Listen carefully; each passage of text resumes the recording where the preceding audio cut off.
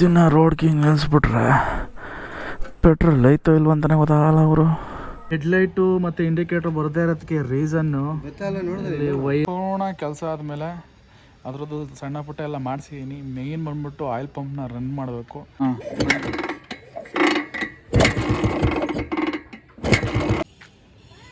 ನೋಡಿ ಬೆಳಗ್ಗೆನೆ road king ಬಿಟಿ ಸತ್ತೈತೆ. ಸೊ ಪ್ಲಗ್ಗಲ್ಲಿ ಕರೆಂಟು ಸ್ವಲ್ಪ ಕಾರ್ಬನ್ ಕಟ್ಕೊಂಡಿತ್ತು, ಅದನ್ನು ಕ್ಲೀನ್ ಮಾಡಿದ್ರಷ್ಟೇ. ನ್ಯೂ ಇಯರ್ ಟ್ರಿಪ್ಪಿಂದ ಬರಬೇಕಾದ್ರೆ ಈ ರೀತಿ ಸಮಸ್ಯೆ ಆಯಿತು. ಅದಾದಮೇಲೆ ಮುಂದ್ಗಡೆ ಫೋರ್ಕಲ್ಲಿ ಕಟ್ ಮಾಡಿ ಇವತ್ತು ರೋಡ್ ಕಿಂಗಲ್ಲಿ ಸ್ವಲ್ಪ ಕೆಲಸ ಇದೆ. ಸೊ ನಮ್ಮ ಅಮಾವಾಸ್ಯೆ ಅಂದರೆ RX 100ನ ಇನ್ನೂ ನಿಲ್ಲಿಸ್ಬಿಟ್ಟು ರೋಡ್ ಕಿಂಗ್ ಮೊದಲು ನಿಲ್ಲಿಸಿದ್ದೀನಿ. ಸೊ ತೆಗಿಬೇಕೀಗ. ಬೆಳಗ್ಗೆನೇ ಒಳ್ಳೆ ಕೆಲಸ ಇವರು.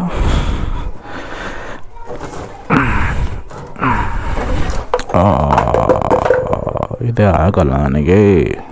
ಗಾಡಿಗಳನ್ನ ತೊಳಸಿ ಈ ರೀತಿ ಕವರ್ ಮಾಡಿ ನಿಲ್ಲಿಸಲಿಲ್ಲ ಅಂದರೆ ಧೂಳು ಕುತ್ಕೊಂಡು ನೀರಾರಿ ಕ್ರೋಮಿಯಮ್ ಎಲ್ಲ ಫಕಪ್ ಆಗುತ್ತೆ. ಸೊ ಯಾವತ್ತಕ್ಕೂ ಅರ್ಥ ಮಾಡ್ಕೊಳ್ಳಿ, ಗಾಡಿಗಳನ್ನ ನಾನು ಕವರ್ ಮಾಡಿ ನಿಲ್ಲಿಸ್ಬಿಡಿ ಜಾಸ್ತಿ.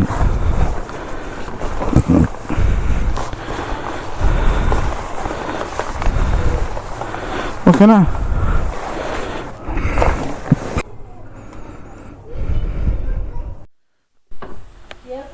ಜಾಸ್ತಿನ ರೋಡ್ಗೆ ನಿಲ್ಲಿಸ್ಬಿಟ್ರೆ ಪೆಟ್ರೋಲ್ ಐತೋ ಇಲ್ವ ಅಂತಾನೆ ಗೊತ್ತಾಗಲ್ಲ ಅವರು. ಸೊ ಅಮಾವಾಸ್ಯೆ ನಿಲ್ಲಿಸಿದ್ದೀನಿ. ಅಮಾವಾಸ್ಯೆ ಅಂದರೆ RX 100ನ ಅದು ಸ್ವಲ್ಪ ರೆಡಿ ಮಾಡಿಸಿದ್ದೀನಿ. ಪಂಪಿನ ಕೆಲಸ ಏನಿತ್ತು ಅದು ಡ್ಯೂ ಉಳಿದಿದೆ, ಯಾಕೆಂದರೆ ಪಂಪಲ್ಲಿ ಸ್ವಲ್ಪ ಪಾರ್ಟ್ಸ್ ಮಿಸ್ ಆಗಿದೆ. ಸೊ ಇದರದ್ದು ಟ್ರಿಪ್ಪಿಗೆ ತೊಗೊಂಡಾಗ ಹೇಳಿದೆ ಸಮಸ್ಯೆ. ಇಂಡಿಕೇಟರ್ ಬರ್ತಾಯಿಲ್ಲ, ಬ್ಯಾಕ್ ಲೈಟ್ ಬರ್ತಾಯಿಲ್ಲ, ಆರಮ್ ಬರ್ತಾಯಿಲ್ಲ. ಅದರಲ್ಲಿ ಸ್ವಲ್ಪ ಇದರದ್ದು ಕೆಲಸ ಇದೆ, ಅದಕ್ಕೋಸ್ಕರ ತೊಗೊಂಡೋಗ್ತಾ ಇದ್ದೀನಿ ಇವತ್ತು. ರೋಡ್ ಕಿಂಗ್ ಸುಮಾರು ತುಂಬ ದಿನ ಆಗೋಯ್ತಲ್ಲ. ಸೊ ಹತ್ತತ್ರ ಒಂದು 20 ದಿನ ಅಥವಾ 15 ದಿನದ ಮೇಲೆ ಆಯಿತು. ಸ್ಟಾರ್ಟ್ ಆಗ್ತಿರಲಿಲ್ಲ. ಅದಕ್ಕೆ ಕುಮಾರಣ್ಣ ಫೋನ್ ಮಾಡಿದೆ, ಹೆಂಗಿರೋ ಅವ್ರ ಹತ್ರಕ್ಕೆ ಹೋಗ್ತಿರಬೇಕಲ್ಲ. ಸೊ ಬಂದಿದ್ದಾರೆ. ಸೊ ಈಗ ಪ್ಲಗ್ಗಿಗೆಲ್ಲ ಬೆಚ್ಚಿ ನೋಡ್ತಾರೆ ಕರೆಂಟ್ ಸಪ್ಲೈ ಆಗ್ತಿದ್ವೋ ಇಲ್ಲೋ ಏನು ಕತೆ ಅಂತ. ಸೊ ಅಂದ ಬರಬೇಕಾದ್ರೆ ಹಿಂದ್ಗಡೆ back light indicator horn work ಆಗ್ತಿರಲಿಲ್ಲ. ಸೊ ಮೇನ್ ಇಶ್ಯೂ ಇರ್ಬೋದು, ಅದು ಕ್ಲೀನ್ ಮಾಡಿ ಇದು ಮಾಡಿದ್ರೆ ಸ್ಟಾರ್ಟ್ ಆಗುತ್ತೆ ಅಂತ ಅಂದ್ಕೊಂಡಿದ್ದೀನಿ. ನೋಡೋಣ ಬನ್ನಿ. ಭಾಳ ಬೇಗ ಬಂದ್ರಿ. ಎಲ್ಲಿ ತಂದು ಅವ್ನ ಕಾಲೇಜಿಗೆ ಬಿಟ್ಟು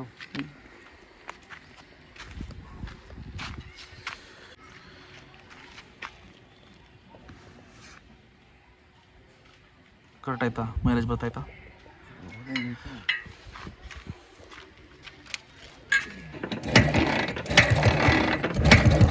ಕರೆಕ್ಟು.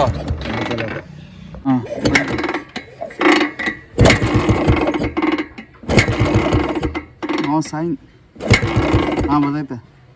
ಹೊಡಿರಿ ಹಾಂ ಹೊಡಿರಿ ಹಾಂ ಬರ್ತೈತೆ. ಈಗ ಪ್ಲಗ್ ಏನಾಯ್ತು ಅದನ್ನು ಕ್ಲೀನ್ ಮಾಡ್ಕೊತಾ ಇದ್ದಾರೆ. ಕ್ಲೀನ್ ಮಾಡ್ಕೊಂಡ್ರೆ ಸ್ವಲ್ಪ ಸ್ಪಾರ್ಕ್ ಇನ್ನೂ ಜಾಸ್ತಿ ಬರುತ್ತೆ.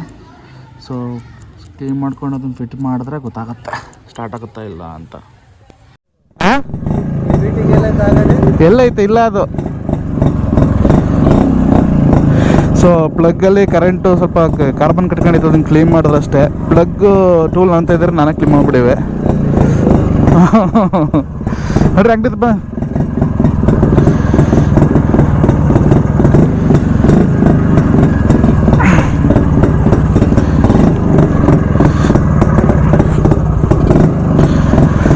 ಸೊ ಗಾಡಿ ಸ್ಟಾರ್ಟ್ ಆಯಿತು. ಈಗ ಕುಮಾರಣ್ಣ ಅಂಗಡಿ ಹತ್ರಕ್ಕೆ ಹೋಗ್ಬೇಕು. ನಿಲ್ಲಿಸಿ ತುಂಬ ದಿನ ಆಗ್ಬಿಟ್ರೆ ನೋಡಿ ಹಿಂಗೆ ಬಂತಲ್ಲ ಪ್ರಾಬ್ಲಮ್ ಆ ರೀತಿ ಬರುತ್ತೆ. ಪ್ಲಗ್ನ ಕ್ಲೀನಾಗಿ ಓಪನ್ ಮಾಡಿ ಅಂದರೆ ತೆಗೆದು ಕ್ಲೀನ್ ಮಾಡಿ ಇದು ಮಾಡಿದ್ರೆ ಸ್ಟಾರ್ಟ್ ಆಗಿಬಿಡುತ್ತೆ. ಗಾಡಿ ಕಂಡೀಷನಲ್ಲಿದ್ದರೆ, ಇಲ್ಲ ಅಂದರೆ ನಿಮಗೆ ಅರಿಸ್ಬಿಡುತ್ತೆ ಹಂಗೆ.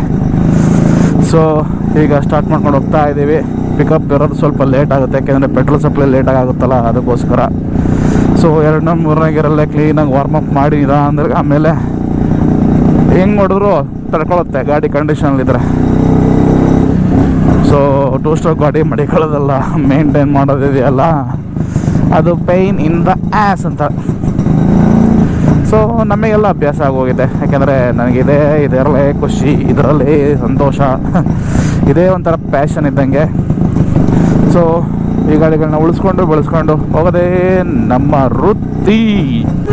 ಸೊ ರೋಡ್ ಕಿಂಗಲ್ಲಿ ಈಗ ಕೆಲಸ ಏನಪ್ಪ ಇರೋದು ಅಂತ ಅಂದರೆ, ಮೇಯ್ನು ಇಂಡಿಕೇಟರ್ಸ್ ಬರ್ತಾಯಿಲ್ಲ, ಹಾರ್ನ್ ಬರ್ತಾಯಿಲ್ಲ, ಮತ್ತು ಬ್ಯಾಕ್ ಲೈಟ್ ಏನು ಬರ್ತಾಯಿಲ್ಲ.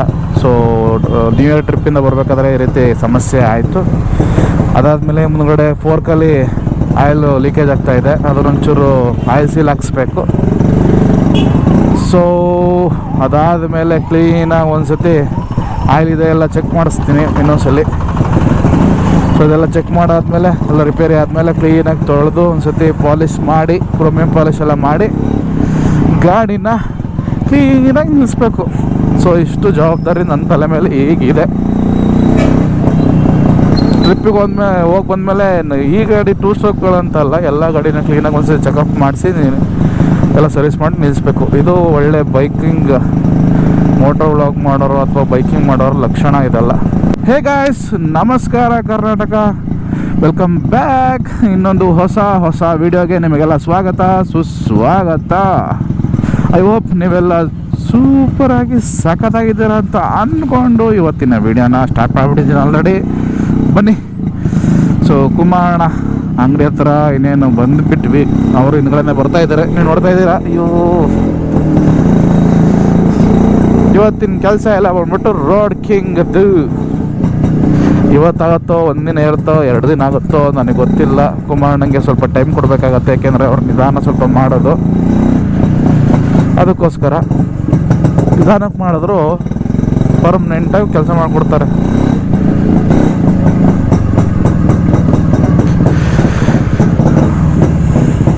ನೋಡಿ, ಬೆಳಗ್ಗೆನೆ ರೋಡ್ ಕಿಂಗ್ ಬಿಟಿ ಸತ್ತೈತೆ. ತಮಾಷೆ ಮಾಡಿದೆ ಅಷ್ಟೇ. ಆಮೇಲೆ 2 ಸ್ಟ್ರೋಕ್ಗಳೆಲ್ಲ ಆ ರೀತಿ ಹೊಗೆ ಬಂದೇ ಬಿಡುತ್ತೆ. ಮೇಯ್ನ್ ಎಸಿಡಿಲಿ ನೋಡೋಕ್ಕೆ ಚೆನ್ನಾಗಿರುತ್ತೆ. ಸೊ ಕೆಲಸ ಹೇಳಿದ್ನಲ್ಲ ನಿಮಗೆ, ಇಂಡಿಕೇಟ್ರ್ ಬರ್ತಾಯಿಲ್ಲ.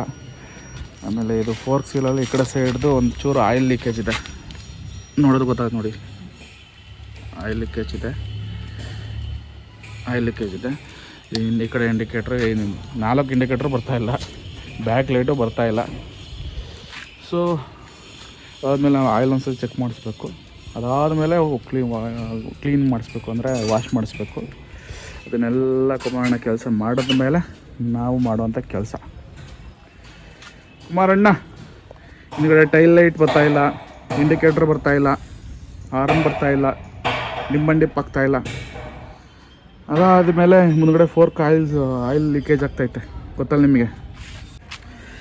ನೋಡಿ, ಹೆಡ್ಲೈಟು ಮತ್ತು ಇಂಡಿಕೇಟ್ರ್ ಬರದೇ ಇರೋದಕ್ಕೆ ರೀಸನ್ನು ಇಲ್ಲಿ ವೈರು ಸುಟ್ಟೋಗ್ಬಿಟ್ಟೈತೆ.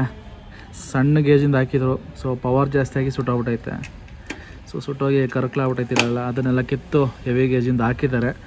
ಹಂಗೆ ಇಂಡಿಕೇಟ್ರ್ ಒಳಗೆ ಬಂದಿದ್ದು ನೋಡಿ ಬಲ್ಪು, ಫ್ಯೂಸ್ ಎಲ್ಲ ಚೆನ್ನಾಗಿದೆ, ಆದರೂ ಒಳಗಡೆ ಏನು ಸಾಮಾನಿದೆ ಅದೆಲ್ಲ ಸುಟ್ಟೋಗ್ಬಿಟ್ಟೈತೆ. ಫ್ಯೂಸ್ ನೋಡಿ ಬಲ್ಪ್ ಚೆನ್ನಾಗೈತೆ ಅಂದರೆ ಅದು ನಮ್ಮ ಮುಟ್ಟಾಳ್ತನ ಆಗಿಬಿಡುತ್ತೆ. ಕುಮಾರ ಹೇಳ್ದಂಗೆ ಫ್ಯೂಸ್ ಚೆನ್ನಾಗಿದ್ರು ಇದರೊಳಗೆ ಇರೋ ಸಾಮಾನೇ ಸುಟ್ಟೋಗ್ಬಿಟ್ಟಿರುತ್ತೆ. ಸೊ ಇದ್ರದ್ದೆಲ್ಲ ಇಂಡಿಕೇಟರ್ದೆಲ್ಲ ಬಲ್ಪೆಲ್ಲ ಚೇಂಜ್ ಮಾಡಿದ್ವಿ.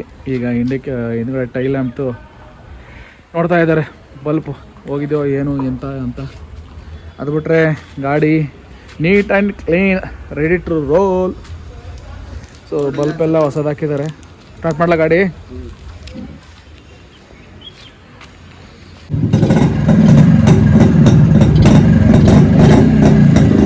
ನೋಡಿ, ಗೊತ್ತಾಯ್ತಲ್ಲ,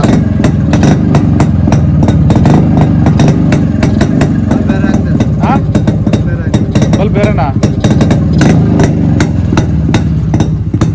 ಏನಾಗಿತ್ತು ಅಂದರೆ ಪವರ್ ಜಾಸ್ತಿಯಾಗಿ ವೈರ್ ಸುಟ್ಟೋಗಿತ್ತಲ್ಲ, ಅದ್ರ ಜೊತೆಗೆ ಬಲ್ಬ್ ಗಿಲ್ಪ್ ಎಲ್ಲ ಸುಟ್ಟೋಗ್ಬಿಟ್ಟಿದ್ದಾವೆ. ಈಗ ಚೈನ್ ಟೈಟು, ಸ್ವಲ್ಪ ಗೇರ್ ಬಾಕ್ಸಲ್ಲಿ ಆಯಿಲ್ ಇದೆಯಾ ಏನು ಅಂತ ಚೆಕ್ ಮಾಡ್ಕೋತಾರೆ. ಅದು ಬಿಟ್ಟರೆ ಇನ್ನೊಂದು ರೌಂಡ್ ಹೋಗಿ ಬರ್ಬೋದು, 1000 ಕಿಲೋಮೀಟ್ರ್, ಏನು ತೊಂದರೆ ಇಲ್ಲ. ಒಡೆಯೋರು ಗಟ್ಟಿಯಾಗಿರ್ಬೇಕಷ್ಟೆ.